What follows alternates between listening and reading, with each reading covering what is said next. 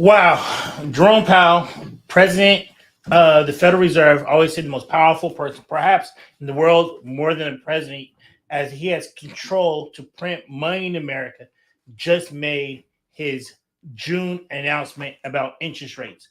This has been a huge topic that we've been having over the last couple of years as we've been continuing to see inflation.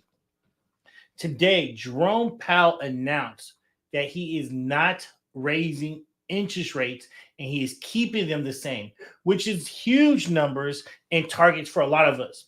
In the beginning last year, in November, December, we saw inflation starting. People thought inflation was cooling down. He teased us a little bit while being on 60 Minutes, saying that we could possibly see rates go down multiple times. A lot of economists and experts thought interest rates were going to have interest rates cuts were going to happen 3 or 4 times, and unfortunately, they have not happened yet. Now, this first half of the year, inflation and interest rates have not got cut down. But here's a couple things that he said, which was really great remarks about what's going on. He felt like right now inflation numbers has been dropping, but they're still above the target rate of 2%, which is their target. And I think a lot of us are seeing that inflation over the last couple of years has grown for a lot of us, as we have seen inflation has been growing. We go to the grocery store, we go get gas, we share insurance rates, and we see as everything has climbed. It has not climbed as much as we saw a couple of years ago, where in July a couple of years ago, it was at a 9% inflation rate, and now it's dropped down to 3%. But the Federal Reserve target is 2%. And what the Federal Reserve said is they are going to stick to their game plan of having just 2% inflation target. Now, what does that mean for a lot of us as consumers right now? As the committee and the Federal Reserve, our objective is hit this 2%. One thing is this: we should not expect to see interest rates get cut or drop this year. Right now, you listen to them, they're right now on a wait and see standpoint. They don't know if interest rates are going to go down in the future, if inflation is going to go down in the future. And what they want to do is they want to make sure it's controlled significantly down to 2%. And it's not just one good month, but it's happening over a period of time. Also, if you listen to them, they don't want to raise rates right now, as if they raise rates too much right now, we can actually head into recession, and it's something they don't want to do.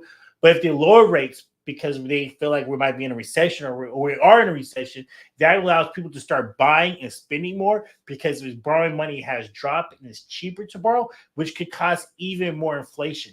The goals of the Federal Reserve is to slow down the economy by controlling interest rates.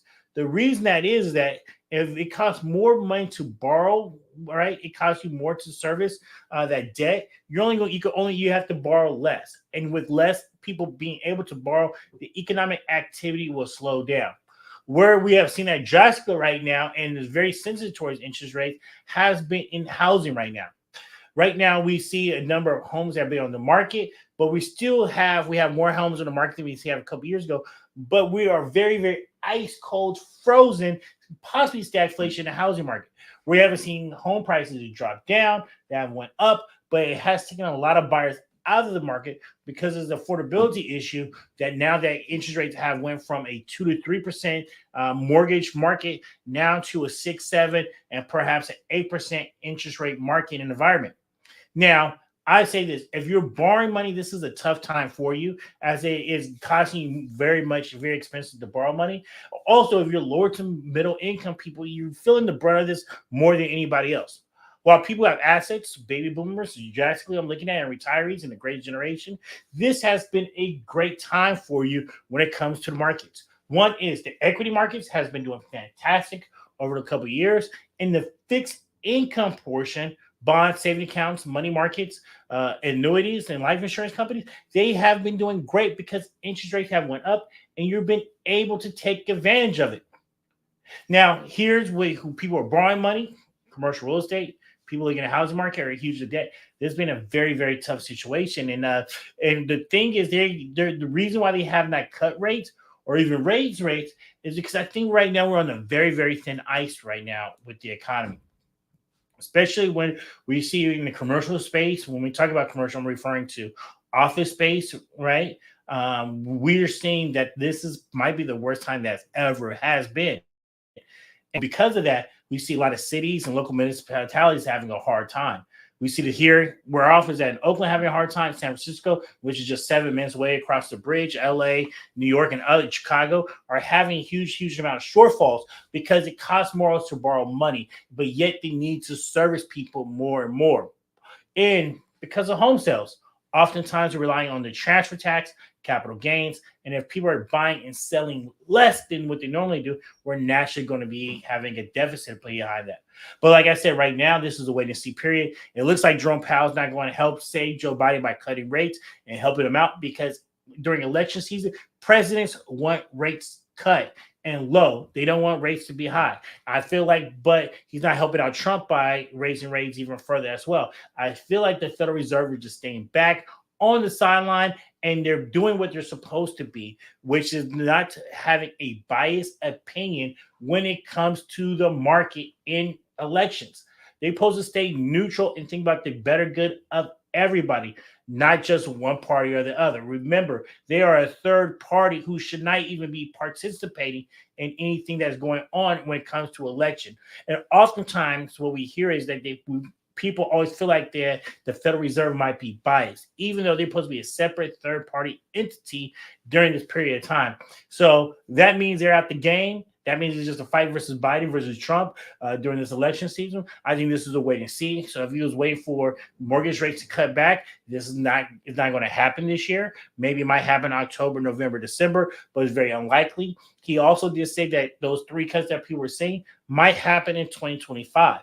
I think Jerome Powell, is doing a great job of remembering history.